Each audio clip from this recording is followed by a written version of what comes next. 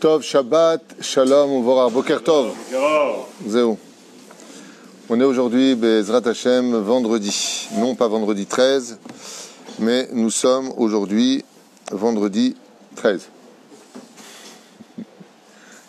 J'ai dit ça stable, j'avais oublié qu'on était vendredi 13. Incroyable. Oui, alors on est vendredi 13. Pour nous les Juifs, il n'y a rien à créer avec le vendredi 13. C'est une tradition païenne. Et on est le Yud Zayin Be Hadar, le 17 du mois de Hadar, vendredi. C'est marrant que les choses sortent comme ça des fois. Matzrik. On est un Shabbat spécial, puisque il y a une marloquette poskim, à savoir est-ce que ce Shabbat est de Oraïta ou de Rabbanan, puisque c'est Shabbat Para. Nous allons lire donc deux Sifrei Torah et sortir la paracha de la Para Adouma pour nous préparer à recevoir le mois de la Géoula. Et c'est aussi un message extraordinaire pour nous, puisque jusqu'à aujourd'hui, malheureusement, étant donné que nous n'avons toujours pas le Beth Amikdash, nous n'avons pas la 10e Para Adouma, la vache rousse, donc Para Adouma, qui nous permettra de nous débarrasser du dernier virus de ces 2000 ans de destruction par lesquels nous n'avons pas réussi à remonter de la Toumatmet, de l'impureté, de la mort. Ce qui fait que malgré tous les mikvés que nous pouvons faire, on est tous tamés. On est tous indignes d'impur. Tamé veut dire impur. Et jusqu'à ce que vienne la Géoula. Et étant donné que nous n'avons pas de Beth Amikdash, comme nous l'ont dit, les Chachamim un Shalema Farim Sefatenu, si vous n'avez pas les moyens ou la possibilité de pratiquer la Torah et les mitzvot, alors dites-le avec vos lèvres et ça sera considéré pour vous comme si que vous l'aviez fait. C'est pour cela qu'avant de rencontrer le mois de Rosh Chodesh Nissan, non seulement on a fait Teshuvah pendant les mois qui ont précédé le mois de Hadar, maintenant dans le mois de Hadar on va faire la Teshuvah principale sur la joie de vivre, qui est le principal de la Teshuvah, Tachat Loa Vatem et Hashem Elokecha, Elokechem Besimcha Betov Leva Vechule Vechule, parce que vous n'avez pas travaillé Dieu dans la joie, donc maintenant qu'il y a eu le mois de Hadar, c'est sûr qu'on a travaillé Hashem dans la joie. Alors qu'est-ce qui nous manque maintenant? Il nous manque Para Adouma. Il y a Azman que chacun de nous commencions à nous rendre purs par le domaine de la lecture, puisqu'on n'a pas de Beth Amikdash. Une des plus grandes puretés du peuple d'Israël, c'est l'essence même de tout notre judaïsme, les pensées pures. Si les pensées sont pures, les paroles sont pures et les actes sont encore plus purs. C'est chez Nehemar, sauf Maaseh, Marshava Techila. La fin de tes actions est partie de ta première pensée. Démontre, si tu veux, ta première pensée. La reine Bezrat Hashem, Ken. À partir du moment où on arrivera à rendre nos pensées pures, on arrivera, Bezrat Hashem, à contrôler tout le reste. Tout dépend de cela. Et la reine Bezrat Hashem, ce que tu rentres, si c'est de la poubelle dans ton cerveau, si c'est que des choses impures, si c'est que des bêtises, alors tu as un cerveau, quand tu ouvres à l'intérieur, qu'est-ce que tu trouves? Que des ordures, que des poubelles. Mais si ton cerveau, comme je vous l'ai dit tout à l'heure, surtout dans cette période de pandémie, de Bezrat Hashem faire des télim sur la route, si les hommes, vous connaissez les kétorettes, de partir sur la route, Ataou Hashem Elokenu, il n'y a aucun problème de le dire sur la route, de regarder le ciel, une femme comme ça qui marche, qui regarde le ciel, Marabouma Secha Hashem, qu'elle est remercier à Kadosh Baruch Hu, faire le télim 121, Shir la Malot et ça, tout ce que vous pouvez faire pour que vos paroles, pour que vos pensées soient dans le domaine de la Torah, c'est mamash l'essence même de toute notre Torah et notre judaïsme. Comme c'est marqué, quand viendra le Mashiach, et c'est très proche, Rabotai, très très très proche. Quand viendra le Melech HaMashiach, marqué, Vatim ale haaretz de Hashem, le monde sera rempli de la connaissance de Dieu, comme l'eau recouvre les océans. Basé de la connaissance de Dieu. Ça veut dire quoi? Ça veut dire qu'on sera capable de voir Akadosh Baruch Hu dans tous les moindres détails. Dans tout ce qui se passera, on verra Hashem. On comprendra combien en réalité celui que l'on attend tellement pour son dévoilement, eh bien, était si proche de nous. Je ne parle pas du Mashiach, je parle d'Akadosh Baruch Hu Be'atzmo ou Birvodo. Je n'ai pas à parler de la liste. Donc d'abord et avant tout, savoir vivre. Dan Labi Todaraba pour votre soutien. Shem Evarech Otra. Aussi, la Bichar ou Bikar, on a fait le shiur. En ce qui concerne, vous voyez, tout le monde annonce que des mauvaises catastrophes. Cette nuit, ça devait être l'inondation à Ashdod, et là, devait être renversé. Kol Beseder. Il y a beaucoup de postes d'hystérie. Maman, je vais faire très très attention à ce qui est diffusé. Et c'est fait sinon, même au nom du gouvernement, à droite et gauche. Il faut vraiment faire attention à tout ça. Alors juste un instant, voilà. Avant de commencer le shiur sur la paracha de la semaine, Le shiur aujourd'hui est dédié pour Valérie Coste, notre chère et tendre amie, toujours avec nous, Hashem Varech Otach, et toute votre famille, vos enfants, votre descendance, tout ce que vous désirez, Bezrat Hashem, que de bonnes nouvelles. Ensuite, il y a Kelly Bitton, Nicole Rebot, Mike Sultan, pas Mike Tyson, Mike Sultan. Refoua Shlema pour tous les malades d'Israël, Ginette Shoshana et Michel Malka Bnot Mesaouda, Sarah Talia Batefrat, Myriam Meir et Sarah Soufan, Refoua Shlema Meir. Alors c'est lui qui toussait hier, que les gens m'ont dit faites attention à quelqu'un qui tousse. Non, il a juste une bronchite, le pauvre. Refoua Shlema, Chlama Mirat Sadik, Yirmiyahu Avram Ben Mesaouda Ben Arosh, il n'a pas de fièvre. Eliyahu Amar Ben Alice Salomé Rachel Perl Chaya Bat Miriam Sheskeli Torer Vele Avri. Leilou Nishmat Yitzhak Ben Sassia Marcel Batrasiba Ruth Batsara. Betsem tout ça j'ai déjà fini l'année. Asher Oven Fredj Ben Louise. Eliyahu Ben Esther. Tov, Zéou. Alors, hein? Leilou Nishmat Friha Bat Luna, dit-il. C'est ça là. Permission, la rabbinite m'a dit par moment, certaines personnes me posaient des questions en disant Asher pose la question, je n'étais pas là par moment, donc je m'en excusais auprès de tous les... Pas tout le monde est là chaque matin grâce à Dieu du monde, mais des fois Asher n'est pas là, l'autre n'est pas là. Alors regardez un peu, puisque vous avez tous vos portables ouverts devant vous, s'il y a des questions, on est là pour y répondre. Hier, il y avait une question sur je n'ai pas compris ce que veut dire le mot tamé. Personne ne me l'a dit, c'est dommage. Ou alors quelqu'un peut répondre directement. Tamé veut dire impur. Tov. On est dans une paracha extraordinaire comme toutes les parachutes. Mais alors celle-là, elle est ce qu'on dit en anglais, qui veut rien dire, c'est un anglais tunisien, Sgan Fine. Beaucoup de sujets qui pourraient durer des heures. Des heures. La paracha de Kitissa a pour dévoilement la Mahatzit HaShekel, dont on a parlé, pour enseigner que l'homme n'est qu'une moitié. Un homme n'est jamais chalem, et le jour où il sera complet, il n'a plus rien à faire sur terre. Donc on n'a jamais fini son travail. C'est pour ça qu'on appelle quelqu'un de très très fort en Torah, qui a fini d'étudier tous ces livres-là, on appelle ça un Talmid Chacham, un élève de l'intelligence, et non pas de la sagesse, et non pas le sage absolu, parce que sinon il n'y a plus rien à faire, si tu n'as plus rien à apprendre dans ce monde, alors il faut que tu montes dans le monde supérieur pour apprendre des choses.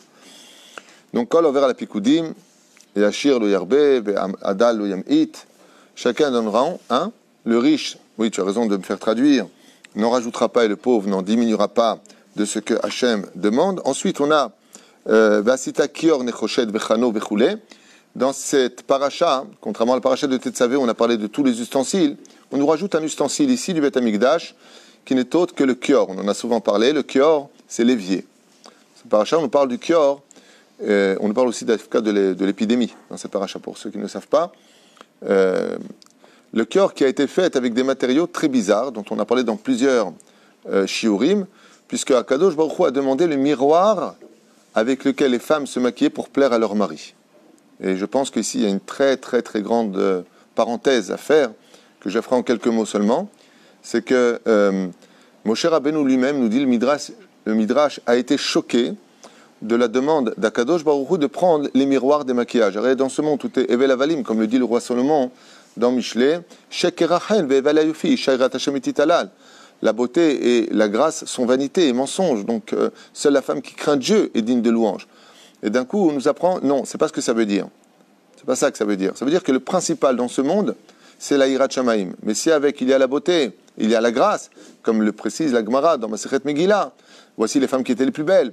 Et Esther était remplie de grâce. Et Matzati chen be'enecha, vechen al za'aderer, je trouvais grâce à tes yeux, que la beauté, surtout dans cette génération où il y a énormément de liberté au niveau du Yetzer Hara, de regarder à droite, de regarder à gauche, une grande mitzvah pour les femmes de se faire belles aux yeux de leur mari. Je dis bien aux yeux de leur mari, non pas aux yeux des caméras, aux yeux des mariages, aux yeux des photographes, et encore moins de Facebook et autres. Uniquement aux yeux de son mari, de savoir qu'une femme, vite, va s'arranger parce que son mari arrive à la maison. Eh bien, sachez que ces mêmes miroirs, nous dit la Torah, pas moi. Okay? Moshe Rabbeinu était choqué de ça. Donc, quelqu'un de religieux qui écoute ça, il dit n'importe quoi. T'as raison, ce qu'a dit Moshe. Mais ce que je dis, c'est marqué dans la Torah elle-même. Kior nechoshet. Ça veut dire quoi? Va me prendre ces miroirs avec lesquels ces femmes ont tout fait pour que leur mari ne tombe pas. Elles ne se sont pas laissées aller. Et elles ne se sont pas fait belles pour les autres et moches pour leur mari. Quand je dis belles pour les autres et moches pour leur mari, ça veut dire quoi? Tu vois, la femme, elle est fihaleh à la maison, la pauvre, déjà avec tout ce qu'elle a sur la tête.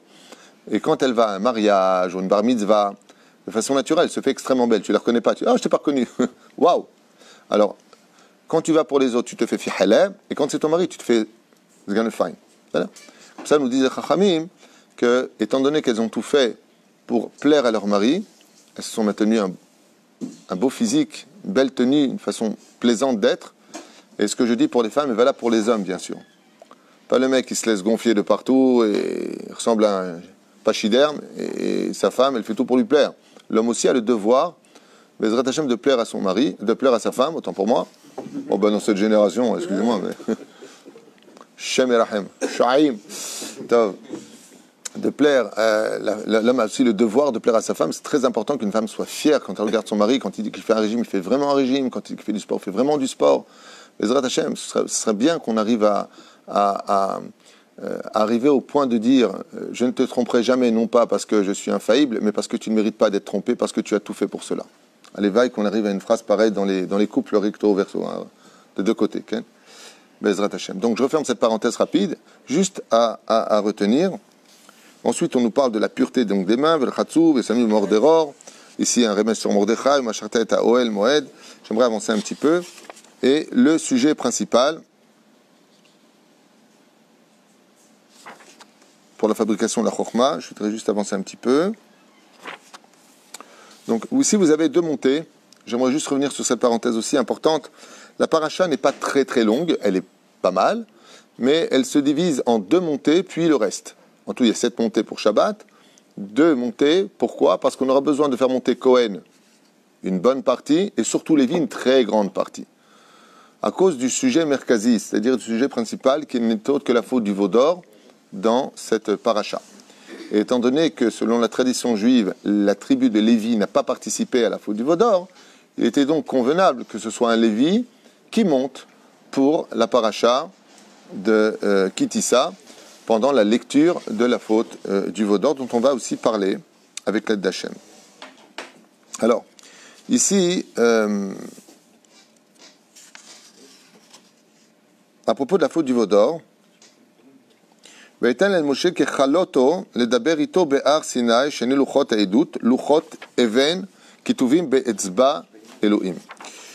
y a un verset ici qui est Meod Meragesh, qui est extrêmement fort, dont on parle, parce que la Torah, vous savez qu'elle est codée. Et voilà ce qu'on nous dit. Veshambrou. Ah oui, on avait parlé aussi de le fait que Israël, pardon, autant pour moi, on parle de Shabbat dans cette paracha, j'en ai parlé hier. Donc, Vesham, Ruben Israël et Shabbat, la Sotot Shabbat, le Dorotam, Beritolam, le fait d'être gardien du Shabbat. On avait dit hier que le fait que se vienne avant Paradouma, hein, avant Slicha, la faute du veau d'or, vient enseigner que tout celui qui est Shomer Shabbat rachète les fautes de la semaine. Mais pas il faut en disant alors je vais devenir Shomer Shabbat. Fais pas comme ça, c'est pas joli. Okay? Le jour du don de la Torah, quand Moshe est parti chercher l'étape de la loi, monter 40 jours et 40 nuits sans boire et sans manger, en restant proche du Créateur du monde, il y a marqué quand il a fini de parler avec lui, le mot kechaloto, kekalato. Ça veut dire que Akadosh Baruch Hu a fait de nous son épouse. Kechaloto. Une kala en hébreu veut dire une épouse, que nous avons le mérite d'épouser chacun de nous. Kechaloto. Ici, il y a quelque chose de Meod Meragesh. Akadosh Baruch Hu, qu'est-ce qu'il fait? Il se marie avec le peuple d'Israël. Donc, qui est le rabbin? C'est Moshe. Elle est où la Ktuba pour se marier? C'est les tables de la loi. Elle est où la choupa? Dieu a pris la montagne et l'a renversée au-dessus de nos têtes pour faire une belle choupa. C'est un mariage extraordinaire. Et qu'est-ce qui se passe quand, malheureusement, la kala va voir ailleurs? Eh bien, le mari est obligé de donner le guet et il ne peut plus jamais la réépouser. Nigmar. Nigmar. Si elle a trompé, Nigmar.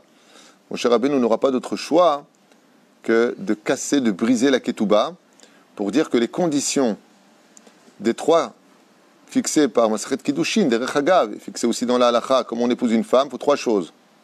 Shtar, Bia, Kesef. Dieu nous a demandé de prendre l'or de l'Égypte et on a eu Bizatayam, les trésors. C'était quoi ça? C'était le domaine du Kesef pour le mariage. Ensuite, qu'est-ce qu'il nous a demandé à Akadosh Baruch Hu? Il faut 3 choses. Shtar. C'est quoi Shtar? C'est le Luchot. Donc nous avons les Luchot.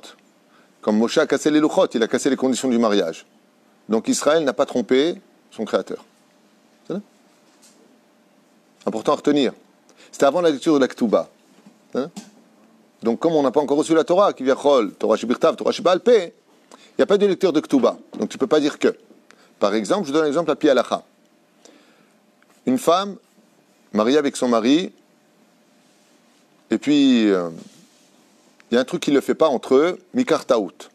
L'homme n'a pas dit qu'il a fait l'asile psychiatrique, qu'il avait des pathologies, ou la femme n'a pas dit, ou je ne sais pas qui fait quoi. Mais là, on va prendre l'exemple de l'homme. D'accord ? Maintenant, qu'est-ce qui s'est passé entre eux ? Elle a pris la bague, mes coups d'échette, elle a pris la ketouba, arézo ketoubater, mais ils n'ont pas consommé. Ils n'ont pas été ensemble.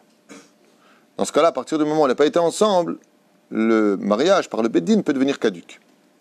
Pourquoi ? Parce qu'il n'y a pas eu la bia, il n'y a pas eu, ils ont été ensemble. C'est ça ? Dougma. Donc ici, s'il manque la ketouba, il y a un problème. De Horaïta, ils sont mariés, des rabbanais ne sont pas mariés. Je me dis pas ailleurs. Mais c'est là. וירא העם כי בושש משה לרדת מן ההר ויקהל העם על הארון ויאמרו אליו קום עשה לנו אלוקים ילכו לפנינו כי זה משה האיש אשר העלנו מארץ מצרים לא ידענו מה היה לו. Et là il se passe quelque chose, Gvirotai et Rabotai, qui va demander un petit peu plus de concentration, un peu plus de temps. Parce qu'il y a encore plein de choses à voir. Quand Moshe demande à Dieu, Enina et Kevodecha, montre-moi comment tu diriges ton monde. Il y a tellement de choses dans cette paracha, c'est extraordinaire. Quelle route on a d'être juif et de pouvoir étudier notre Torah. Le peuple qui sort d'Égypte n'est pas n'importe quel peuple. C'est la génération qui est appelée Dor Dea. La génération de la connaissance. Personne dans l'histoire ne pourra atteindre le niveau du Dor Dea. Personne. À un tel point que nos Parshanim nous ont expliqué à propos des élèves de Rabbi Akiva, les 24 000 élèves de Rabbi Akiva, qu'ils étaient montés à un tel degré de connaissance qu'ils auraient pu vivre à l'époque du Dordéa. C'est-à-dire on compare les élèves de Rabbi Akiva, que le summum du summum, c'est d'arriver à quoi ? À ce peuple. Écoutez bien. Qui a vu la main de Dieu, les 10 plaies en Égypte, la mer qui s'ouvrit en 12 ponts par lesquels ils sont passés, non pas par une marée haute, marée basse. Pourquoi ? Parce qu'il y avait marqué de l'eau de chaque côté. Marée haute, marée basse, c'est que d'un côté, comme veulent dire certains abrutis. On traverse la mer Rouge. Ils mangent la manne. Et là, il y a encore un problème. Parce que la manne avait pour fonction, étant donné que c'est une nourriture spirituelle venue du Gan Eden, de rendre le corps de l'homme pur. Elle nettoyait l'homme de tous ses psoulim.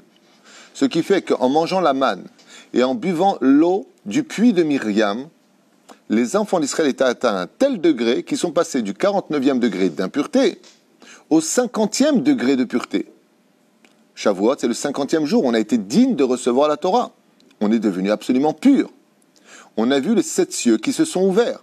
On a vu la Shechina, Mipi Agvura, c'est marqué à la fin de la paracha d'Yétro. Vous avez vu que j'ai parlé avec Moshe, que je vous ai donné la Torah. L'alia de Maftir, là-bas c'est marqué noir sur blanc, vous avez donc tous vu. Il n'y avait pas de safek, il n'y a pas besoin d'Emouna. Les preuves étaient flagrantes.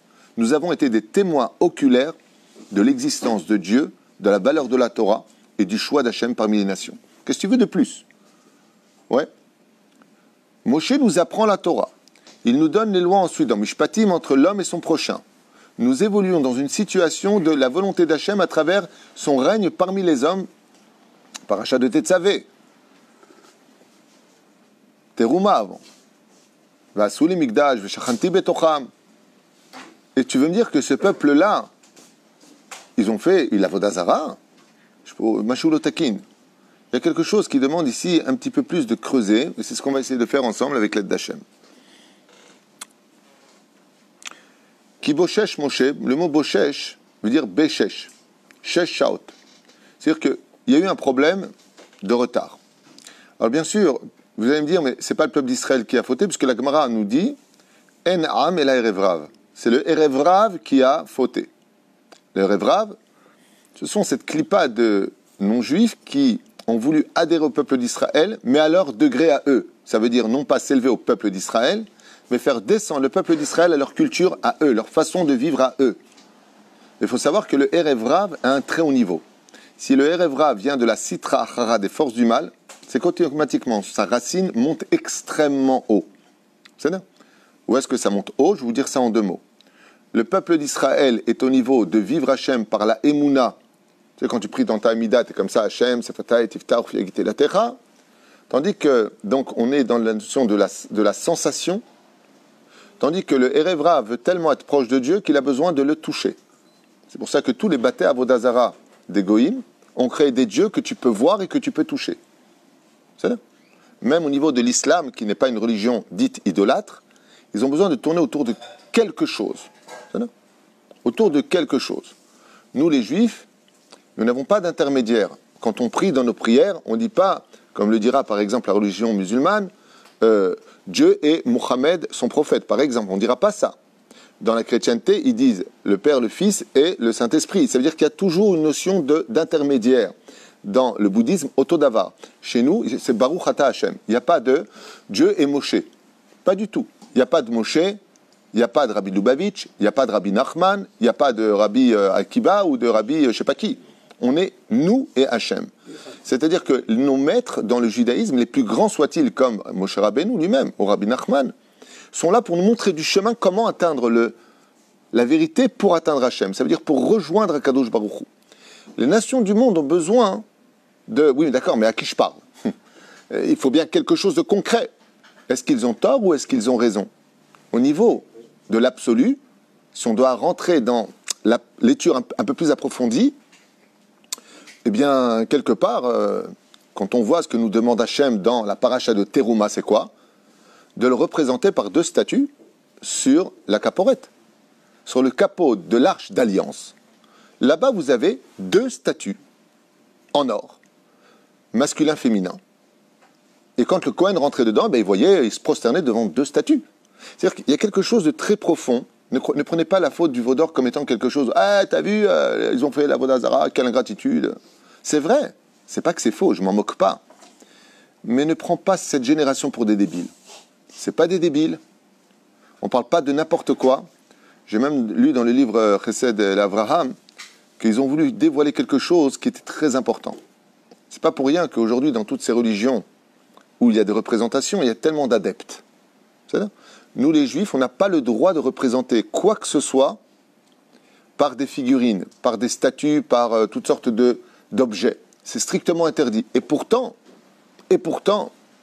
la Torah elle-même va nous demander de fabriquer des objets qui iront même jusqu'à nous sauver la vie. Et je vais être grossier. Je vais être très grossier. Quand on évolue un peu dans la Torah, et que l'on voit, je dis ça de tête comme ça, je crois que c'est dans Parashat Be'alotecha, peut-être que je me trompe, que Akadosh Baruch Hu demande, alors que les enfants d'Israël sont piqués par les serpents, qu'est-ce qu'il lui demande à Moshe? Il lui demande de fabriquer l'opachot veloyoter, une statue. Et qu'est-ce qu'il lui dit? Prends un bâton, l'aistor, mets en haut un cobra, enfin un serpent, peu importe lequel, ouais, la Torah ne nous dit pas lequel, mais en tout cas, tu as vraiment une tête de serpent avec ses deux dents, on va l'appeler persifleur, ok? Et tout celui qui voudra vivre parce qu'il a été mordu, tu t'attendrais à ce qu'il fasse quoi? Le schéma Israël, qu'il fasse les Tachanounim, qu'il regarde le ciel, comme dit Rabbi Nachman de Breslev. Non! Regarde-le si tu veux. Quoi, tu me demandes de regarder une statue d'airain? J'ai pas pigé là. Tu me demandes de faire de la Vodazara en deux mots, quoi. Non. Alors, ce qu'il faut comprendre, c'est que ce que l'on définit comme étant Avodazara, ce n'est pas le fait qu'il y ait des statues ou pas, vous allez comprendre la faute du veau d'or par la suite. Ce n'est pas ce que nous faisons comme représentation qui est problématique, c'est de se savoir si Akadosh Baruch Hu te l'a demandé ou pas. Si Akadosh Baruch Hu te le demande, ce n'est pas de l'Avodazara. Tu peux même faire des choses qui n'ont aucune représentation de Avodazara, d'idolâtrie. Aucune. Prenons le cas de la paracha de Shmini, où Nadav et Avihu vont rentrer dans le Kodesh HaKodashim. Ils vont rentrer pour faire brûler des encens en l'honneur de Dieu par amour pour lui. Et comment la Torah considère leur faute? Esh Zara. Vous avez fait un feu étranger. Si vous n'avez pas compris le texte, je vous l'expliquais. Vous venez de faire une faute d'avoda, travail étranger. Je ne vous ai pas demandé de le faire. Si je ne vous demande pas de faire quelque chose, et pourtant ils n'ont pas placé une statue, ils n'ont pas fait, je ne sais pas moi, un truc catastrophique, ils sont juste venus, comme Akadosh Baruch Hu adore les bonnes odeurs. Akadosh Baruch Hu mamash, si un jour dans une maison vous voulez avoir la shrina, hormis le fait d'avoir le shalom à la maison, l'harmonie, les brachot et des belles paroles, Surtout que votre maison soit toujours bien aérée, qu'elle sente bon, c'est important qu'il y ait de bonnes odeurs. Reach nichoach ishel Hashem.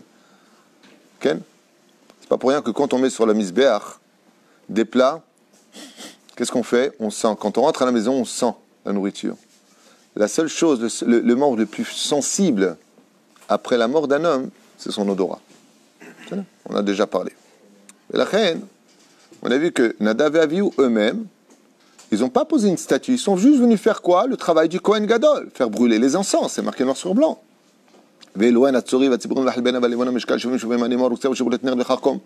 On a les 11 samémanim. Ils les ont pris. Ils ont voulu le faire comme cadeau à Hachem. On va dire Tfilat Nedava. Tfilat Nedava, c'est quand tu as prié et tu as un doute si tu as bien fait ou pas. Tu refais la prière comme quoi? Comme cadeau. Voilà, on veut faire un cadeau. Cadeau Khoulier, dis-moi, je t'ai demandé moi de rentrer là maintenant. Ni tu me rajoutes une mitzvah, ni tu m'enlèves une mitzvah. Fais ce que je te demande. L'avodah zara, ce n'est pas des statues goufa, parce que des statues, on en a dans le judaïsme. On en a. Et vous allez voir combien on en a. Et alors, si dans ce cas-là, les statues sont interdites, et qu'on en a, alors c'est de l'avodah zara ou pas? Avodah zara veut dire faire quelque chose que Dieu ne t'a pas demandé. Ne retire rien de ce que je t'ai demandé dans la Torah. Écoute les divrei chachamim, ne sois pas ni un karaïte, ni un réformiste, ni un libéral. Fais ce que je te demande comme la Torah te l'a expliqué. Mazé t'a expliqué, la Torah, il n'y a rien à comprendre d'elle. Si ce n'est pas la Gemara, la Mishnah avant, la Halacha, qui vient nous expliquer, les Sifra, comment vivre la Torah, on ne comprendrait rien. Heureusement qu'on l'a. On nous a dit quoi accrocher? Dès que c'est une boîte noire, ce qu'il doit y avoir dedans, en haut il y a 4 maisons, ici il n'y a qu'une maison. Qui t'a dit ça? Où est-ce que c'est marqué dans la Torah? Nulle part. Qu'est-ce qui doit être écrit? Nulle part. Tu mettras des mezuzot sur tes frontaux. Mezouza c'est quoi? La belle-mère? C'est quoi une mezouza? Ok, c'est un truc que tu mets. Peut-être c'est les 10 commandements. Qui t'a dit ce qu'il fallait mettre dedans? Shema, Ve'avta, Ve'aya. Et pourquoi tu ne mettais pas Vayomer? Harry, qui t'a dit quoi mettre? Si ce n'est pas la Gemara qui t'explique exactement ce que la Torah veut t'expliquer, tu ne peux rien savoir. Sans la Torah orale, il n'y a rien à comprendre de la Torah écrite.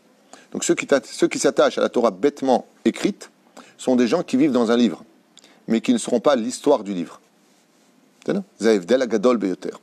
Alors maintenant, on va essayer de se concentrer brièvement, j'espère que je ne vous ai pas saoulé, non, j'espère, sur qu'est-ce qui s'est passé pendant la faute du veau d'or et pourquoi une génération aussi intelligente, témoin oculaire du dévoilement divin dans le monde, la fête de Shavuot, comment se fait-il qu'il soit tombé si bas? Ce que l'on reproche au peuple d'Israël, c'est 2 choses.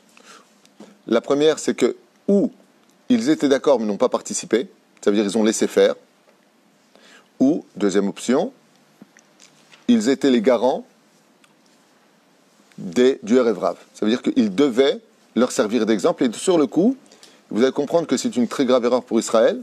Comme je l'ai déjà dit et redit, c'est que la fonction du peuple d'Israël, c'est d'être un Kiddush Hashem aux yeux des nations. C'est-à-dire que ce n'est pas simplement être une lumière parmi les nations. C'est que les nations du monde, étant donné qu'ils marchent dans une obscurité presque absolue, on va dire ça comme ça, dans un monde de mensonges, ils disent, ok, vous les Juifs, vous êtes soi-disant le peuple élu, c'est ça que vous dites vous. Alors montrez-nous le chemin, montrez-nous ce qu'on doit faire, montrez-nous comment vivre, nous en tant que non-juifs, notre histoire, notre dévoilement, comment nous aussi on peut dévoiler Hachem. Et c'est pour ça qu'on a vu hier qu'est-ce que nous reproche le prophète? Ki chilaltem et shemi bagoim, je vous ramènerai sur la terre d'Israël parce que vous avez sali mon nom parmi les goïms. Donc je vous ramènerai pour mon nom, dit Hachem.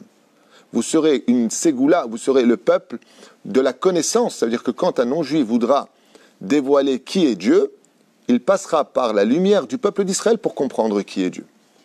La chrétienté l'a mal compris. Ils ont pris effectivement un juif, mais ils sont un peu plantés sur le chemin, un peu beaucoup. C'est bon? Top. Alors les Chachamim nous disent ici, écoutez bien, mon cher Rabbeinu, on va prendre des dimensions incroyables dans ce verset-là de la faute du veau d'or. Moshe monte, Kiboshesh Moshe, Shesh Shaot. Ils ont compté à partir du moment où il a dit, alors que Moshe les a prévenus pour partir donc 6 heures plus tard. La première des choses, il faut être très ponctuel dans la vie. Il faudra prendre cela de cette erreur-là, d'où la patience. Tous les jours, on attend le Melech HaMashiach. Et Baruch Hashem, je peux vous affirmer qu'il est en Israël, où il Galeod Meat, à Kol Karov, gardez le sourire, à Kol Tov, Be'ezrat Hashem Barach. Kol Tov. Talmid Chacham, ça va peut-être déplaire à certains ce qui paraît les Haridis, parce que le Rav David Abou Hatzera et le Rav Bouzo et d'autres rabbanim ont déclaré qu'ils savaient qui il était. Ken, je ne donne pas de nom, c'est pas la peine de m'écrire, je ne donnerai pas de nom. Moi je sais qui c'est, mais... qui c'est On s'en fiche. Ce qui compte, c'est que Bezrat Hashem, on fasse tchouva. Il n'y a pas de mitzvah de chercher qui il est. Et en plus de ça, il n'y a pas à le nommer. Comme vous le savez, Mashiach, comme le dit le Rambam dans le 10e et 11e chapitre du traité de Melachim, ne doit pas dire c'est moi le Mashiach. Il doit prouver. En faisant le kibbutz galuyot, en faisant le Bet Amikdash à sa place, les korbanot. C'est-à-dire, tout un seder. Marzira Tarale Yoshna. On a un problème avec Adam Arishon qui par manque de patience, on est arrivé à manger un fruit qu'on aurait pu manger quelques heures après. On arrive à pouvoir réparer cette faute-là à Matan Torah. Bravo, extraordinaire. Excellente réflexion. Rabbi Asher Ayakar, c'est incroyable ce que tu dis, parce que la faute du Vaudor est reliée, là c'est une autre dimension que tu m'emmènes, la faute du Vaudor est complètement reliée à la faute originelle. Ça veut dire que tout s'était arrêté le jour du don de la Torah, les 39 malédictions reçues à la création du monde, et c'est vrai que toute l'histoire de la faute a été basée sur quoi? Qu'ils ont mangé du fruit avant l'heure. Ils n'ont pas attendu.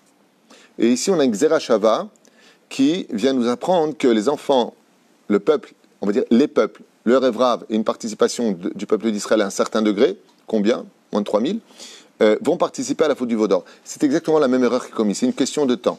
Pour réparer ce temps-là, Nachash Gematria Mashiach. Pourquoi le Mashiach tarde-t-il tellement?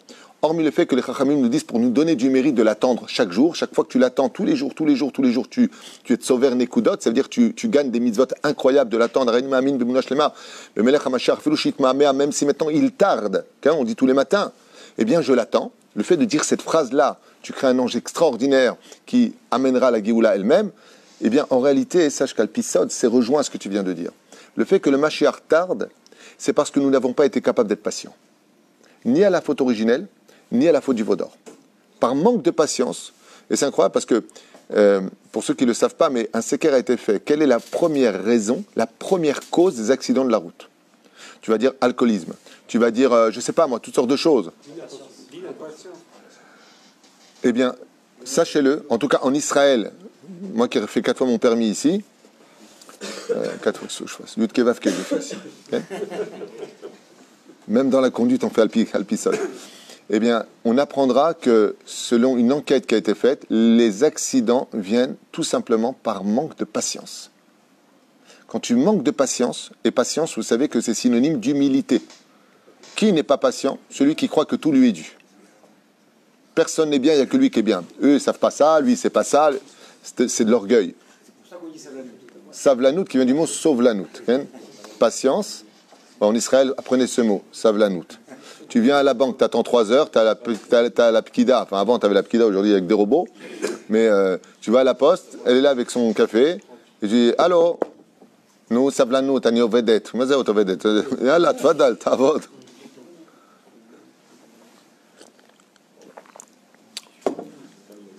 Le Midrash nous apprend, Rabotai, que s'ils sont tombés, c'est que les forces du mal se sont dévoilées. Plus tu montes haut, plus le mal y monte. Plus tu grandis en Torah, plus Yetzer Hara y monte. Au moment de l'apogée absolue où toute la faute originelle était réparée, ça y est, le don de la Torah, qui va recommencer, se réouvrir par la faute du Vaudor. Comment est-ce que les femmes réparent essentiellement la faute originelle, puisque c'est elles qui l'ont éteint, ces lumières, elles allument les bougies de Shabbat. Et comment l'homme il va réparer la faute du Vaudor, c'est lui qui prépare les bougies. Le physique est préparé par les hommes, et la spiritualité qui a été éteinte par les femmes. C'est pour ça que les femmes rallument Alpisod, pas Alpipchat, parce que c'est Isha Akarat Bait, c'est le principal de la maison. Aval, qu'est-ce qui s'est passé ici? Le Midrash nous dit que le Satan, il a montré que Moshe était mort. Le ciel est devenu noir. Et la seule chose qu'ils ont vue, c'est le corps de Moshe qui était allongé et qui flottait dans les airs. Matarotse. Et alors ça, c'est une raison pour faire le Vaudor. Mais od me anien de comprendre ce qui s'est passé.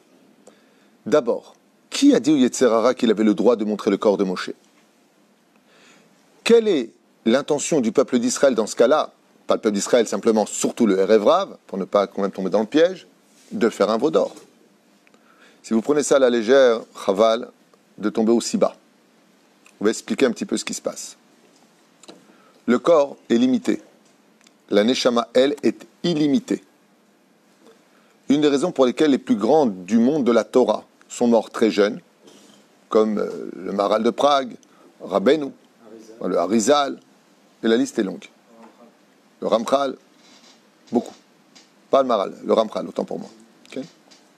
C'est que quand tu arrives à un très très très haut degré de profondeur de l'étude de la Torah, comme Ben Azaï par exemple, ton corps ne pourra plus contenir la Torah qui est en toi.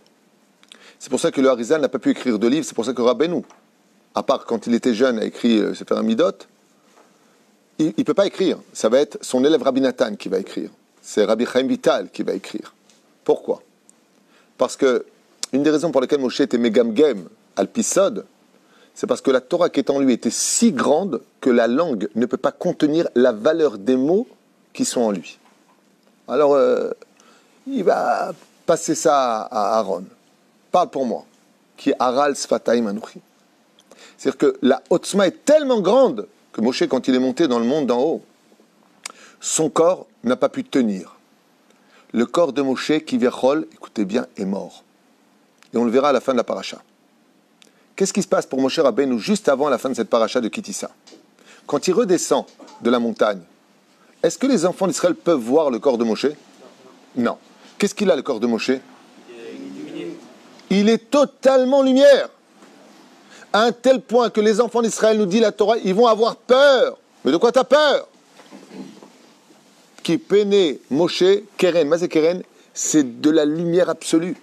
Le corps de Moshe, quand il est redescendu du monde d'en haut, était tellement imbibé de Torah que la peau, les molécules n'ont plus aucune valeur. Elles se sont effacées. C'est pour ça que le roi David nous écrit dans le 90e Tehillim, Tefila les Moshe Ish Elokim. On ne sait pas si c'est un homme, on ne sait pas si c'est un ange. Ça veut dire la contenance du corps. Les membres ne peuvent plus contenir la Kedusha extraordinaire de Moshe Rabbeinu. Donc qu'est-ce qu'il fait l'ange de la mort? Il dit alors, puisque maintenant le corps ne peut plus le contenir, alors le corps est mort. Et il fait passer le corps au-dessus de la tête. Pour montrer aux enfants d'Israël qu'en réalité, la dimension d'un juif qui reçoit la Torah, qui étudie la Torah, va beaucoup plus loin que d'avoir une âme sainte dans un cœur, une âme pure dans un corps saint. Beaucoup plus loin que ça. Et c'est le salaire des Rechagav qu'attendront les enfants d'Israël à la fin des temps.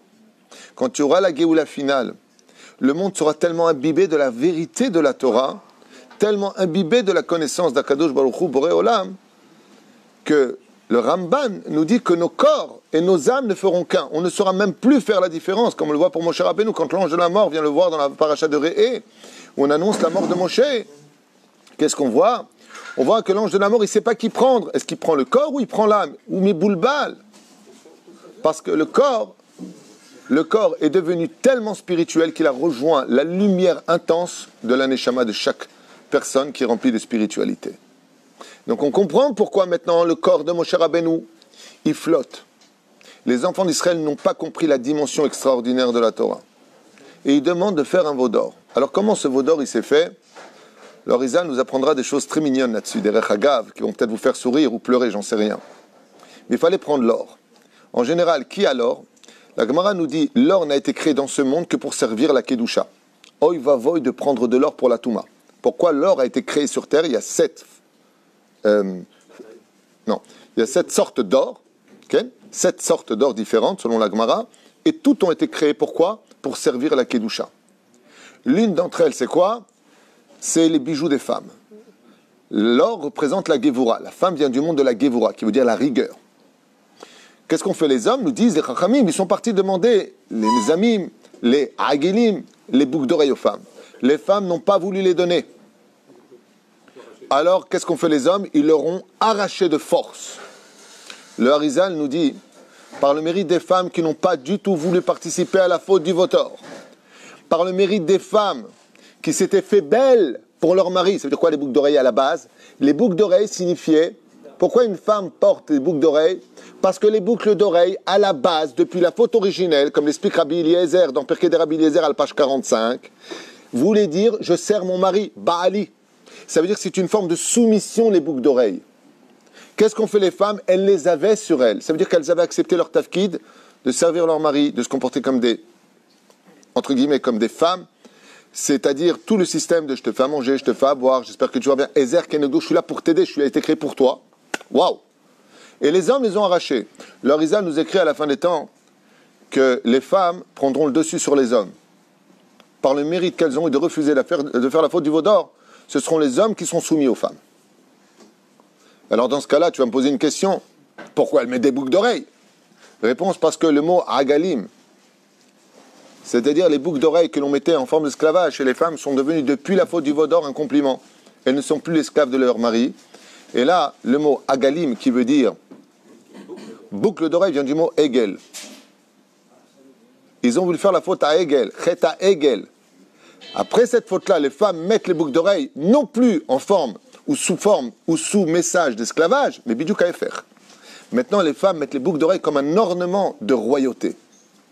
C'est pour ça que celui qui offre une paire de boucles d'oreilles à sa femme, c'est quelque chose de nifla. Ça ne veut plus dire que tu es ma servante. Ça veut dire exactement le contraire. Ça veut dire maintenant tu es ma reine. C'est pour ça que la femme porte des boucles d'oreilles. Et regardez ce qui se passe. Je vois un truc que j'avais entendu, je ne sais pas si c'est vrai ou faux. Vous savez, il y a tellement de messages qui sont faux aussi dans les médias. Mais pendant une période un peu importante, dans les années 2005 jusqu'à 2015, un truc comme ça, les hommes ont commencé de plus en plus à porter des boucles d'oreilles. Et qui leur offrait des boucles d'oreilles? J'avais lu un article aux États-Unis, le cadeau préféré enfin, j'avais pas lu aux États-Unis, j'avais lu un article qui parlait des États-Unis, que le cadeau que les femmes aimaient le plus faire à leur conjoint, c'était le diamant ici. C'est-à-dire que c'est les hommes maintenant qui reçoivent les boucles d'oreilles, justement, des Makara. C'est-à-dire, incroyable. Lo Yoman qui soupar, le Kachneemar. Velachen, Bisiata Dishmaya. Ken. Top. Apparemment, c'était bouché. Et là, ça s'est débouché. Lama Be'etzem, le veau d'or. On a fait cette parenthèse, on avance. Je voudrais quand même aller un peu plus vite parce que c'est tellement beau, tellement long. Mais j'ai peur que si je cours trop vite, vous ne comprenez pas assez bien. Le but, c'est de construire pour sortir du cours avec waouh, j'ai compris quelque chose d'important. Et vous allez voir combien tout est ambigu là-dedans. Ils vont faire un veau d'or. Alors, il y a Micha, ce qui paraît, donc, il y avait le tas, vous savez, cette espèce d'amulette, merci pour m'aider dans les mots, sur lequel il avait marqué Aléchor. Aaron vient et il fait le veau d'or. Pourquoi Aaron fait le veau d'or lui-même? C'est quand même curieux, non seulement qu'il le fait, mais il n'est même pratiquement pas puni pour ça sur place. Il continue son poste de Kohen Gadol, alors que si un Kohen Gadol faute dans l'année, il meurt. Il y a beaucoup de choses qui ne vont pas dans l'histoire. Eh bien, Makarapo, pour que Aaron le fasse, et j'aimerais vous rappeler un verset que je vous avais déjà expliqué à propos de la faute du veau d'or, qui disait que toutes les fautes, alors écoutez bien, c'est important à retenir. Quand un homme a des pensées positives, il veut faire une mitzvah, mais qu'il est dans l'impossibilité de pouvoir la faire, il voudrait donner de la tzedaka, mais il n'a pas. Mais s'il avait, il aurait donné. Sérieusement. Okay? Ça lui est considéré dans le ciel comme si qu'il avait donné la tzedaka. Mais si une personne veut faire un péché, si une personne veut faire un péché, et qu'il ne le fait pas, ça ne lui est pas considéré comme étant une faute. C'est-à-dire qu'il n'a pas créé Goufa, la Avera, le péché qu'il avait pensé faire. C'est un avantage énorme. Tu veux faire le bien, c'était considéré comme Kol HaKavod, tu as créé la mitzvah. Où est-ce qu'on a vu ça? Avec Abraham. Il vient pour tuer son fils, l'ange l'en empêche. Qui est cet ange? C'est l'ange qui a été créé de la mitzvah, de vouloir faire la mitzvah. C'est-à-dire, tout celui qui fait une mitzvah a créé un ange. C'est cet ange-là qui vient, qui lui dit stop, c'est bon, j'ai été créé. Je suis la preuve que tu n'as pas besoin de faire l'acte. C'est-à-dire, donc il l'empêche de le faire. À partir du moment où maintenant une personne veut faire le mal, il voudrait voler par exemple cette boutique. Il ne va pas le faire. Ça ne lui est pas considéré comme une faute. Il faudra un korban ola pour faire la kapara de la faute de la pensée, mais Goufa, il n'a pas créé la avéra, il n'ira pas rendre l'objet. Sauf pour deux avérotes. Il y a deux péchés qui sont dépendants de la pensée, et même si tu ne les as pas faits, tu as créé l'ange noir que tu devras réparer. La première, c'est quoi? L'otahmod eshet re'echa. Tu vois une femme, tu la désires, tu la convoites. Tu viens de faire un issour de Oraïta. L'otahmod. Tu ne convoiteras pas, il n'y a pas marqué tu ne toucheras pas. Tu as convoité cette femme dans ton esprit, tu as créé la vera. Tu as fait un issour de Oraïta, alors allez nous alechem. Et la deuxième, c'est quoi? Tout celui qui voudrait pratiquer de l'idolâtrie et qui dit ah, dommage, j'aimerais bien entrer dans cette église, chas v'shalom. D'accord? Maintenant, il voudrait rentrer là-bas. Mais il n'est pas comme rentrer dans un temple Shaolin où il y a plein de statues roulées. Et il n'est pas rentré. Il a créé la Vera. Aaron, maintenant, comme vous le savez, comme l'explique Rabbi Avraham Azoulay, il a un problème. C'est que quand il est sorti d'Égypte, qu'est-ce qu'a dit Pharaon? Il a dit, hey, Moshe, tu vas emmener un peuple dans le désert. Pourquoi? Parce que tu crois que c'est ton Dieu qui a fait ça? Mais c'était qu'une question de hasard. Aujourd'hui, il est tombé sur nous, demain, il tombera sur vous. Ce qui fait que Aaron, quand il a vu qu'on lui demandait de faire une faute qu'on appelle l'idolâtrie, est-ce que l'idolâtrie, comme explique les Baal et Tosafot dans 3 endroits différents dans la Gemara, est-ce qu'il y a besoin de le faire ou la faute a déjà été faite? La faute a déjà été faite. Ce qui fait que Aaron, le pauvre, il s'est trouvé dans une situation terrible. Il a dit, mince, maintenant les enfants d'Israël me demandent de faire une statue, mais la statue, elle a déjà été créée maintenant, puisque la pensée crée déjà la Avera. Mais les nations du monde, si je ne fais pas concrétiser maintenant le pourquoi Dieu va les punir, qu'est-ce qu'ils vont dire? Pharaon avait raison. Tu vois? Il nous a donné les 10 plaies à nous, et il les punit pour rien. Qu'est-ce qu'ils ont fait? Ils étaient dans le désert, en train d'attendre Moshe, boum! Et Dieu les a frappés. On est en train de suivre l'histoire. Donc qu'est-ce qu'est obligé de faire Aaron, le plus grand Kiddush Hashem de l'histoire? Il est en train de matérialiser les pensées d'idolâtrie pour que les nations du monde voient pourquoi Dieu les a punis. Pour ne pas qu'on dise que Dieu est injuste. Donc Aaron est obligé de faire un Kiddush Hashem. C'est pour ça qu'il dit Chag Machar. C'est pas grave, ce que j'ai fait moi, ça deviendra une fête. C'est la fête de Kippour. Moi, ce que j'ai fait, c'est quoi? J'ai montré du doigt pourquoi Dieu maintenant va se fâcher. L'erreur à ne pas recommettre. Maintenant, pourquoi le veau d'or? Pourquoi ils n'ont pas fait, par exemple, une grenouille? C'est sympa, Peggy, par exemple. Youhou! Peggy! Dans le désert, comme ça, Peggy. Les mecs! Mayesh! Mayesh! Ombrim Rabotenu Alem Shalom. C'est que les enfants d'Israël, s'ils ont fait un veau d'or, c'est parce qu'ils avaient appris de Dieu l'importance du taureau dans le judaïsme. Le taureau n'est pas simplement l'animal le plus élevé que l'on puisse trouver dans la création des corbanotes, c'est-à-dire les riches apportaient quoi comme, par exemple, quelqu'un qui a fait la plus grave des fautes, qu'est-ce qu'il amène comme corban? Le taureau, c'est au-dessus du keves, c'est au-dessus de tout. Du bouc, c'est au-dessus de tout. C'est que le monde dans lequel nous avons vécu, explique le Harizal en Égypte, est passé par la force du taureau. Incroyable. Qui est le taureau dont on parle? Bravo. Pourquoi on ne pouvait pas sortir d'Égypte sur les ossements de Yosef, hormis le fait qu'il nous l'ait demandé? Parce que Yosef a pour symbolique le taureau. Et qu'est-ce que représente le taureau? Alors je vous explique maintenant, ouvrez un peu vos oreilles, essayez de comprendre, vous concentrer. Homme comme femme, vous pouvez peut-être comprendre la dimension dans laquelle nous sommes, dans la fameuse faute du veau d'or.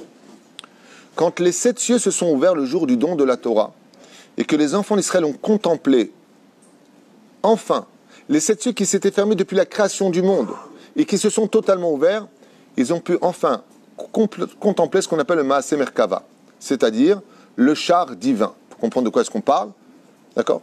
Il est composé de quoi, le char divin? Il est composé, bizarrement, lui aussi, de 4 figurines, qui sont la tête d'un homme, la tête d'un aigle, la tête d'un lion et la tête d'un taureau. Comment est-ce qu'ils sont situés dans le monde spirituel? Vous avez au centre la tête d'un homme. Qui est cet homme? Yaakov Avinu. Et juste en dessous, qui on a? Explique le Harizal, l'aigle. Pourquoi ces 4 figurines-là? Je les ai expliquées dans plusieurs cours. Parce que chacun est roi dans sa dimension à lui. Qui est le roi de tous les volatiles? L'aigle. Qui est le roi des animaux? Le lion. Qui est le roi des bovins? Le taureau. Qui est le roi de la terre? L'homme. Donc comme ça nous dit les Chachamim. Donc chacun en réalité est roi. Et Dieu est le roi des rois. C'est ça? Pas chaud. Maintenant, quand les enfants d'Israël, qu'est-ce qu'ils ont vu? Ils ont vu que Adam se trouvait au niveau du sang, Tiferet, c'est Yaakov. Ils ont vu que l'aigle, la légèreté de l'aigle qui monte plus haut que tous les volatiles de l'histoire, roi des volatiles. Ils ont vu à droite et à gauche, par contre, un lion et un taureau. Le lion représente la malchoute. Le lion représente dans la Kabbale le chesed. C'est la royauté. Comme on dit, allez, sois royal avec lui. Le mot soit royal avec l'autre, il a été comme on dit en français, il a été avec moi comme un roi. Ça veut dire qu'il m'a donné. Là, vous comprendrez que le lion représente dans la Kabbale le chesed. Le taureau, lui, représente quoi? Midat Adin. D'où la Brit Mila qu'a fait faire Yosef Hatzadik avec le couteau.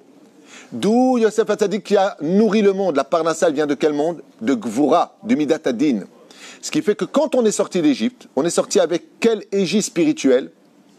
L'égie du taureau. C'est pour ça que tant qu'on n'avait pas Yosef avec nous, la mer ne pouvait pas s'ouvrir. Il fallait la clé pour avoir l'abondance du monde supérieur vers le monde d'en bas. Tant que Moshe Rabbeinu était présent, lui qui comprend toutes les sphirotes, parce qu'en Moshe est conclue toute la Torah, Torah Moshe, mais il ne comprend pas que toutes les sphirotes, Moshe. Comme l'a dit Rabbi Akiva un jour à Rabbi Shimon Bar Yochai, son élève, il lui a dit, qui est la mère qui a mis au monde 600 000 enfants? Tout de suite a répondu Rabbi Shimon Bar Yochai, c'est Moshe qui comprenait les 600 000 âmes du peuple d'Israël. Ce qui fait qu'en Moshe il y a Yosef, en Moshe il y a Aaron, en Moshe il y a David Ameler, en Moshe il y a Avram, Yitzhak et Yaakov, il le dit lui-même dans le Midrash, j'ai en moi toutes les midotes. Tant que Moshe était vivant, il n'y avait pas besoin de chercher par où passerait le Shefa. Il fallait demander à Moshe. Moshe te faisait descendre tout ce que tu voulais du monde d'en haut. Parce qu'il était l'intermédiaire à coller la colle. C'est-à-dire qu'il comprenait en lui tout. Maintenant, les enfants d'Israël, ils ont un problème. C'est qu'ils savent que Moshe est le Shefa. Quand vient l'ange de la mort et qu'il montre que Moshe est mort et qu'il ne redescendra plus du ciel, ils disent alors qu'est-ce qu'on va faire maintenant? Quand le ciel s'est ouvert et qu'on a reçu la Torah et qu'on a vu le Maaser Merkava, on a vu le char, qu'est-ce qu'on a compris? On a compris que l'abondance dans ce monde passait par la figurine de quoi? Du taureau. Donc on va être obligé de reconcrétiser maintenant un petit taureau qu'on appelle le Hegel, le veau d'or. D'où la paradouma qui se lit. Viendra la vache réparée par les cendres de la pureté que nous avons. Bezrat Hashem, cette impureté mentale que nous avons dans l'esprit. Ça veut dire de croire qu'on peut remplacer alors que nul n'est irremplaçable dans l'absolu pour ce qu'il est. Bien entendu, un d'avoir casé que nul n'est irremplaçable. Juste pour comprendre que la dimension de la faute du veau d'or, c'est une recherche pour continuer à vivre dans le désert et continuer notre chemin. Todarabat Tzadikim. Pour continuer notre chemin, nous avons besoin de quoi? Nous avons vu en haut que Dieu a utilisé la figurine d'un taureau pour nous faire descendre l'abondance du monde d'en haut vers le monde d'en bas. Mais ce n'est pas de la Vodazara. Ça fait partie d'une royauté que Dieu, dans la création du monde, quand il a créé le bovin, il a créé le roi de cet animal-là, et par lui passe l'abondance. Tout comme un homme qui a fauté extrêmement grave, qu'est-ce qu'il apporte comme corban? Un taureau. Pourquoi tu apportes un taureau? Qu'on l'a vu, il y a un avis. Il apportait quoi? 2 taureaux, vous vous rappelez? Pourquoi tu apportes des taureaux? Il dit parce que quand tu fautes, tu arrêtes le shefa, tu arrêtes l'abondance. Donc pour ouvrir l'abondance, tu apportais un corban, le taureau. Et donc une fois que tu as créé le corban, tu rouvrais l'abondance. De la même façon, les enfants d'Israël ont dit dans le désert avec le rêve rave, on vous laisse faire pourquoi? Parce que vous avez peut-être pas raison, mais il faudrait, maintenant que Moshe est mort, il faut bien trouver un autre couloir. Il faut bien qu'il y ait quelque chose dans notre panier. Donc ils ont fait la faute du veau d'or, non pas pour remplacer Dieu, non pas pour remplacer simplement Moshe, comme le dit le Midrash, effectivement, mais parce qu'ils avaient besoin de créer un nouveau shefa. Jusque-là, la faute n'était pas considérée. Celui qui continue le texte, est-ce que c'est pour le veau d'or qu'ils ont été tués? Non! C'est parce qu'ils ont commencé à se mélanger, danser autour du veau d'or. L'idée, à la base, elle n'était pas si dramatique que ça, il fallait faire teshuva. Mais qu'est-ce qu'ils en ont fait après? De la débauche. Et sachez que toute l'histoire de la Vodazara n'a été créée que pour une seule chose. Acheter sa confiance, sa conscience face à la débauche. Ça veut dire que, croyez en moi, vous serez sauvés, dehors, pour faire ce que vous voulez, puisque vous croyez en moi. Donc, comme les Baal, exactement, Mamazé Baal Péor. Je vais prendre la femme de l'un, je vais aller les hommes avec les hommes, on va aller dans la gadoue, on va aller dans les excréments, on va faire des averot, Hashem Eshmor Verachem. Mais attention, au nom de Dieu, je vais tuer, au nom de Dieu, je vais voler, au nom de Dieu, je vais. Dieu te laisse-moi tranquille. À un tel point que le prophète nous a dit Alevai otitazvu va torati shamaru. Moi, lâchez-moi les baskets, faites ce qu'il y a marqué dans ma Torah et vous me rejoindrez. Ne me rejoignez pas sans la Torah. Parce que vous allez faire de moi une avodazara. Vous allez me faire une figurine qui, soi-disant, en mon nom, c'est pas ce que je vous ai demandé. Après, on comprend l'extraordinaire dimension de la faute du veau d'or. Rabbi Avraham Azoulay lui va encore plus loin que ça. Il dit, Rabbi Avraham Azoulay, que la faute du veau d'or, comme l'écrit, je crois, le 106e Teilim, si je ne m'abuse, d'avoir tout de tête, c'est pas évident. Comment c'est marqué là-bas? Shor, Ochel, Esev. Vous m'avez laissé tomber, vous avez laissé ma royauté, dit le roi David, en parlant de la faute du veau d'or, pour un shor qui mange de l'herbe. On est en plein désert, tu te moques de moi? Réponse du roi David, basée sur le Midrashim, quand Dieu a donné la Torah, pourquoi est-ce qu'on décore nos synagogues avec plein de fleurs et des plantes et ainsi de suite? Parce que le désert du Sinaï, c'est totalement fleuri, rempli de pelouses, d'herbes magnifiques. Mais qu'est-ce qui est descendu non seulement avec ça, car la Torah ne peut pas être donnée dans quelque chose de pas joli. Donc il faut enjoliver la mitzvah, Bezrat Hashem, pour pouvoir la recevoir. Plus ta mitzvah est belle, plus tes tefilines sont beaux, plus la boîte de tes tefilines sont beaux, ton sac de tefilines, ton loulav, ta bête knesset. C'est une grande mitzvah d'enjoliver tout ce qui concerne la kedusha dans ce monde. Eh bien, qui est descendu avec toutes les neshamot? Et qui étaient les neshamot qui voulaient faire remonter? Les pires neshamot étaient descendus, ceux qui sont réincarnés où? Dans l'herbe. Le jour du don de la Torah, Akadosh Baruch Hu a fait intervenir toutes les neshamot, y compris de tous ceux qui sont décédés, y compris des pires impies de l'histoire. Rabbi Avraham Azoulay nous apprend que parmi les impies qui étaient descendus dans l'herbe, il y avait non seulement Lavan, mais il y avait aussi Naval. Naval, le fils de Lavan. Naval était un très grand sorcier, à l'image de son père Lavan. Et parmi eux, il y avait les enfants de Naval qui étaient dans le Erev Rav, en Égypte, du nom de Yonus et Yom Virus. C'est leur nom. Ils auraient pu s'appeler à Bernard et Bianca, non, ils ont pris Yonus et Yom Virus. C'est leur nom. Yonus et Yom Virus. Et qu'est-ce qu'ils ont fait, eux? Quand ils ont créé ce veau qui est sorti de lui-même quelque part, et qui commence à marcher, ouais, le Télim nous dit, fais attention. C'était pas un truc qui bougeait pas, fixé, comme on l'a vu dans le film de Cécile B2000, il dit commandement avec Yul Brynner et Charlton Heston, qui a oublié d'ailleurs d'enlever sa montre. Et ils ont effacé ça. De la première version des 10 commandements, quand il dit vous avez fauté comme ça, il avait juste sa petite montre. Après, ils l'ont refait, le mec, il a mis la montre parce qu'il avait peur d'être en retard. Ben, ça n'a pas marché. Et qu'est-ce qui s'est passé avec Yonus et Virus? Eh bien, ils ont pris ce veau. Et ils mangeaient de l'herbe. Où est-ce que sont réincarnés les Rechaïm? On le dit dans le Télim de Shabbat. Rechaïm kemo aesev. Vous les Rechaïm, vous êtes comme l'herbe. Qu'est-ce qu'il y avait dans l'herbe? Toutes les neshamot les plus impures étaient là-bas. Et ce veau, il parlait. Et qu'est-ce qu'il leur disait? Je suis l'Éternel, votre Dieu, qui vous ai fait monter du pays d'Égypte. Ce n'était pas simplement un veau qui disait me. Ce n'est pas simplement un veau d'or qui broutait. C'était aussi un qui parlait. Rabbi Avraham Oza a écrit dans son livre, c'est de l'Abraham. Yonus et Yom Virus ont fait toute leur magie pour faire parler. Ils ont mis la citra hara dans ce veau pour qu'il broute l'herbe. Et qu'est-ce qu'ils faisaient en broutant l'herbe? En broutant l'herbe, ils ont avalé l'âme de Naval qui s'est réincarné dans le veau d'or. Et c'est lui qui parlait de l'intérieur du veau d'or. Comme ça explique Rabbi Avraham Azoulay dans Chesed l'Abraham. Ken. On avait fait un tour il y a très très longtemps qui disait que chacun a amené sa participation au veau d'or, donc quelqu'un qui avait récupéré le aléchor qui avait été... C'est Micha, ce qu'on a dit tout à l'heure. Micha, il a jeté dedans. C'est grâce à ça qui marchait le veau. Entre autres. Il lui a donné... Non, le fait qu'il ait jeté dedans... Mon cher Abénou, pour ta question, qu'est-ce qu'il a fait? Quand il cherchait le tombeau de Yosef, étant donné que le signe astral de Yosef, c'est le shor, c'est-à-dire le taureau, il a pris une amulette, il a marqué « Allez, shor, monte ». Et il l'a jeté à l'intérieur. D'accord? De là, du fond du Nil, imbibé infesté de crocodiles qui pouvaient aller dans le Nil, et remonter le tombeau de Yosef jusqu'à Moshe. C'était pas joli que Moshe descende en bas, chercher... Cher Abénou, on ne fait pas descendre la Torah. Okay? Donc il est monté jusqu'à lui. Qu'est-ce qu'il a fait, Mira, enfant adopté de Moshe? Il a pris ce même tasse, il l'a jeté dans la cuve d'or, duquel est sorti de lui-même le veau d'or. Ce que j'ai dit tout à l'heure, ou Yatsam Yatsmo. Mais il est sorti, mais il n'y a pas marqué comment il est sorti. Il n'est pas sorti en... Le Rabbi Avraham Azal nous dit que c'est les Yonus et Yom Virus qui ont mis leur pratique sorcellerie à cette époque pour que justement, ils puissent non seulement parler, mais brouter. Et en broutant, qu'est-ce qu'ils faisaient? Ils l'ont dirigé, eux qui pratiquaient la magie noire, vers cette âme réincarnée dans l'herbe qui a été consommée par le veau d'or, comme ça explique Rabbi Avraham Azoulay. C'est là. Maintenant, je voudrais finir avec cette... Pardon. Alors pourquoi on n'est pas allé jusqu'au bout avec Yosef et on lui donne son signe astral, le taureau, c'est le poisson. Yosef et le signe astral de Yosef, le mazal de Yosef, c'est le poisson. Pourquoi on n'est pas allé jusqu'au bout et qu'on n'a pas... Le mazal de Yosef, c'est surtout pas le poisson. C'est Zagir, non? Mamash, non, c'est le taureau. Il est né taureau. Je crois que tu me parlais du poisson parce qu'il était sous l'eau. J'ai quel rapport? D'accord. Toi, tu me dire qu'il était sous-marin parce qu'il a... La Torah, non, absolument pas. Le taureau correspond au mois de Iyar. Mais comme on a eu Moshe Aaron pour nous donner la Torah, on a des jumeaux, c'est les Gémeaux. C'est ça?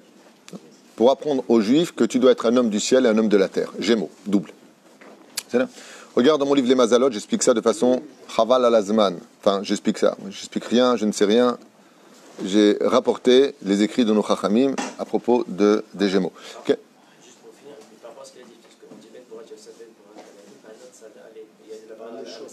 phrase, elle dit ah, en léchant, parce qu'elle est au-dessus. Comment en fait, il n'y a pas de. Par rapport à ce qu'il dit par rapport au poisson, il n'y a pas de rapport avec ça. Non. Top. Je voudrais finir avec cette parenthèse à propos de la conduite de Moshe. Et Bémet, ici, il y a une énorme question que rapporte le roi Chaim Kadosh. Par rapport à Moshe, on a Bémet un grand hic ici.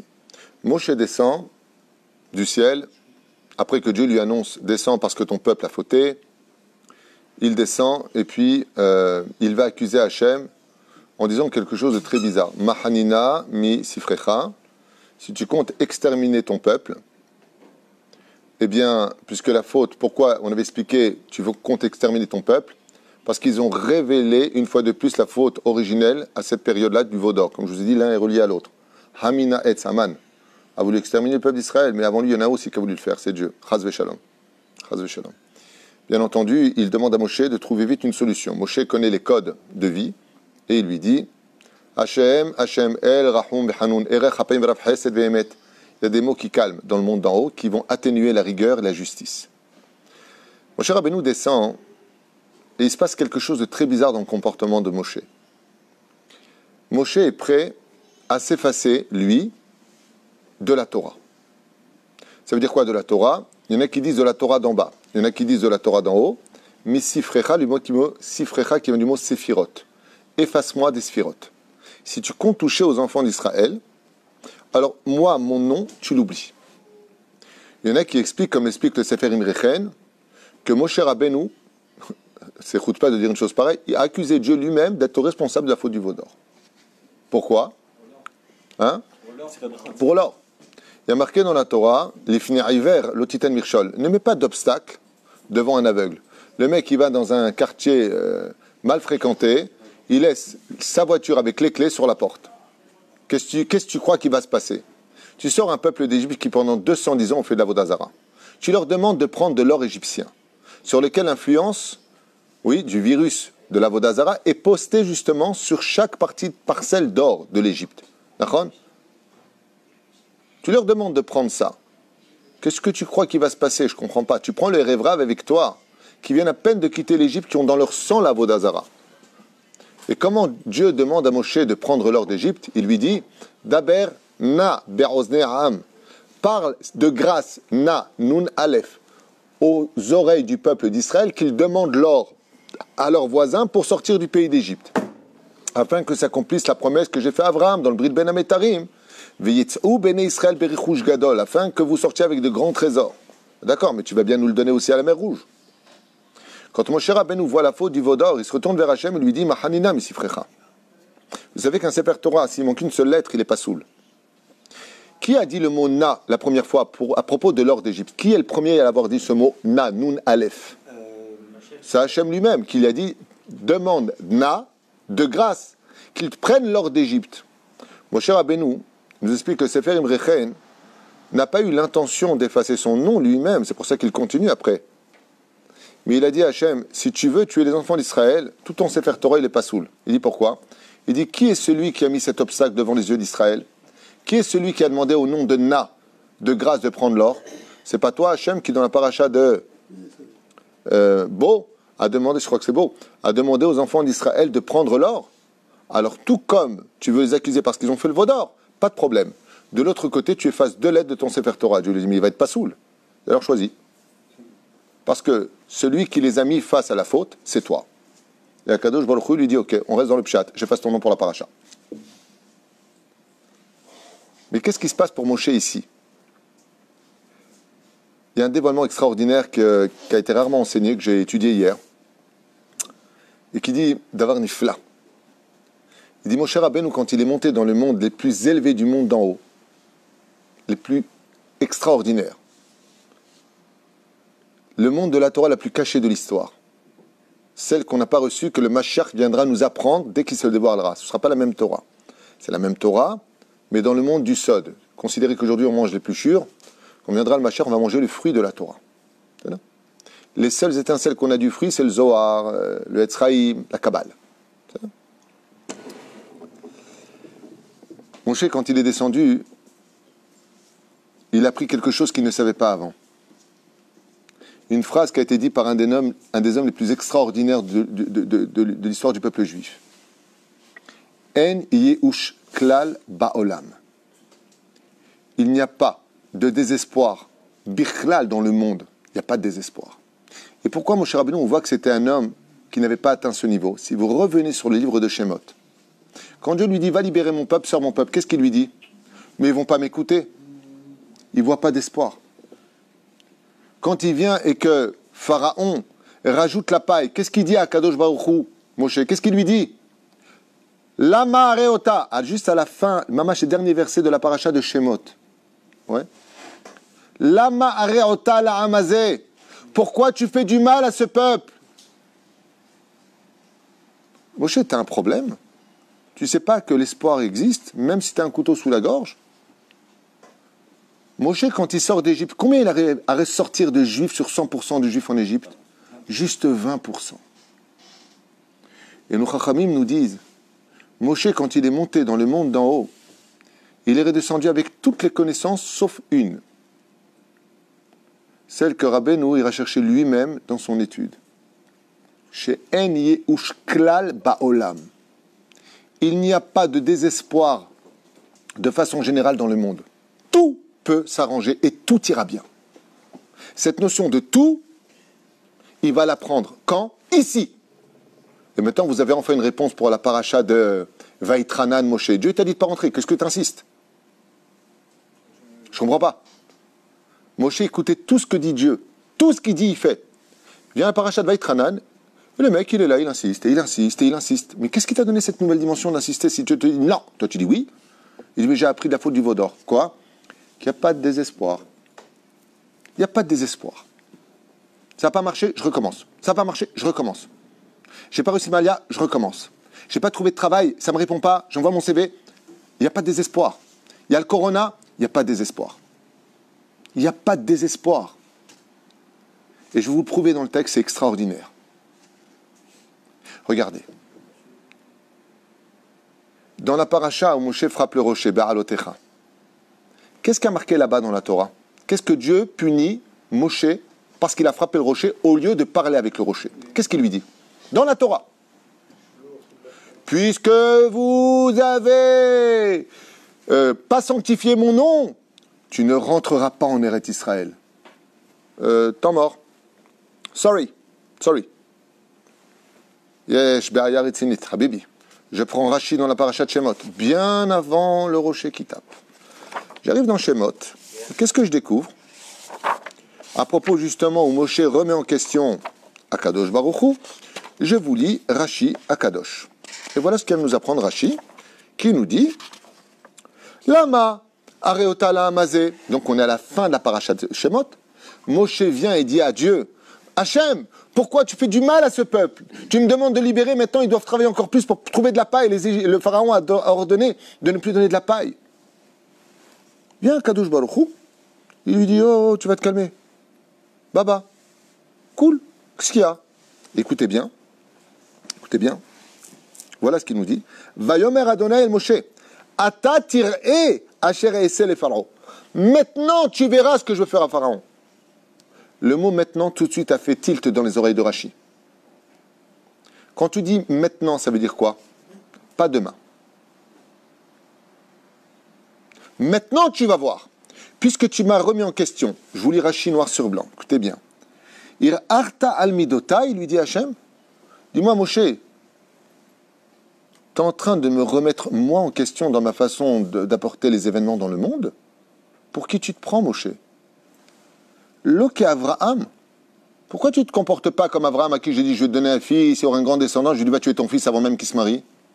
Shamartilo ki be Yitzhak, ikare chazara. Il lui a dit quoi? Il lui a dit toi, tu viens de commettre une erreur fatale Moshe. Et parce que tu m'as remis en question. Alors, et Issou le pharaon lui dit quoi? Et Issou le pharaon tire il lui a dit maintenant tu vas voir ce que je vais faire à Pharaon et tout son peuple. Tu vas être présent pendant les 10 plaies. Mais les miracles que je vais faire en Eretz Israël, où les 7 peuplades et les 31 rois vont être mis à pied par Yeshua bin Nun, ça tu ne le verras pas. Qu'est-ce qui vient d'être créé ici?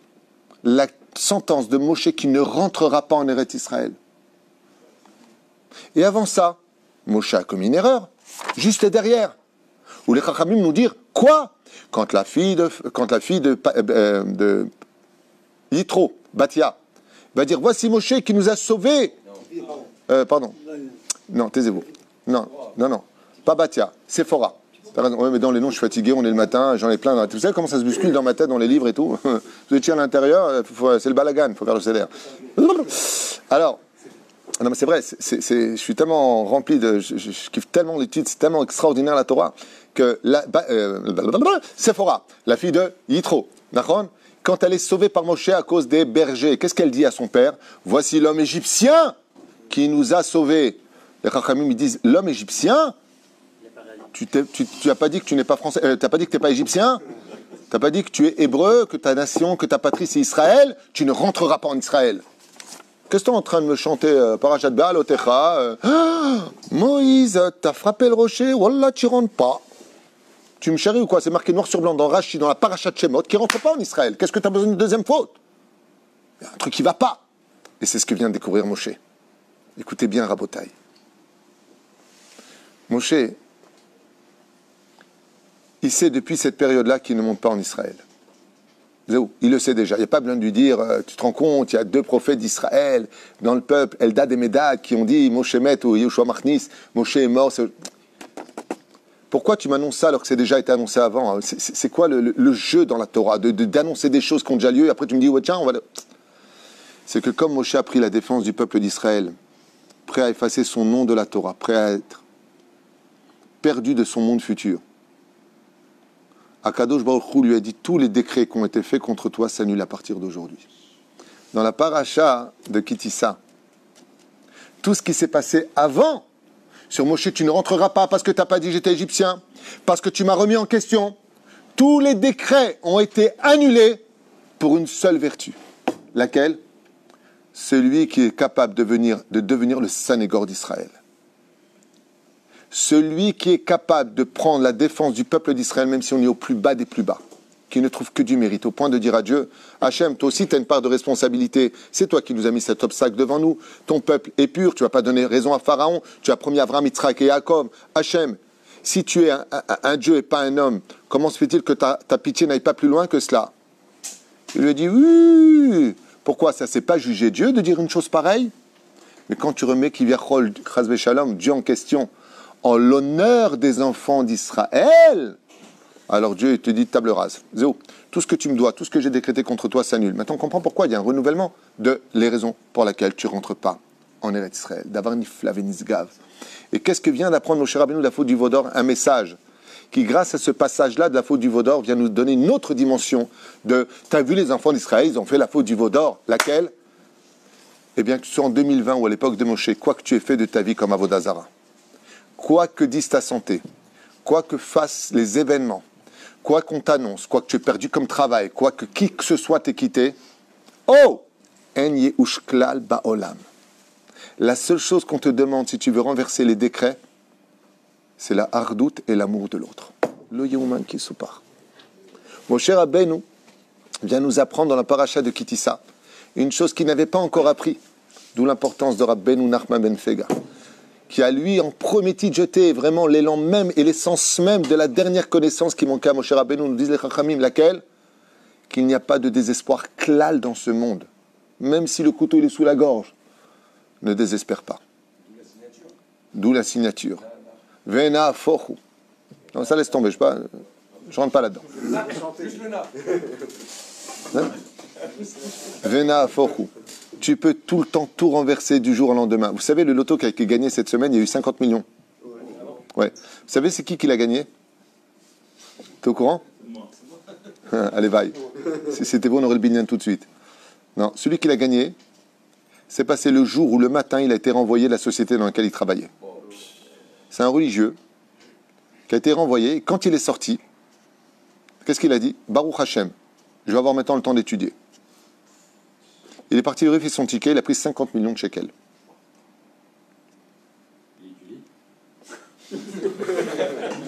Pas mal. Est-ce qu'il étudie? Chez la Tova? C'est très dur d'étudier quand tu as 50 millions de shekels en banque, tu n'as plutôt envie de voyager, mais vu les circonstances atténuantes, À mon avis, il ne pourra pas aller très loin. Quoi qu'il advienne, qu'est-ce qui lui a donné? Mon fils m'a posé la question, on était ensemble hier pour parler un petit peu du Kollel et de nouveaux arrivants qu'on va avoir, si Dieu veut, au retour de Pessah. Eh bien, je lui ai dit, tu vois, cet homme-là, quand il a été renvoyé, il n'a pas dit j'ai pas de chance, il n'a pas dit j'en ai marre, il n'a pas dit j'en peux plus, il a pas comme Moshe Rabbeinu, qui avant la faute du veau d'or disait que dans la vie, il y a de l'espoir, il y a du désespoir.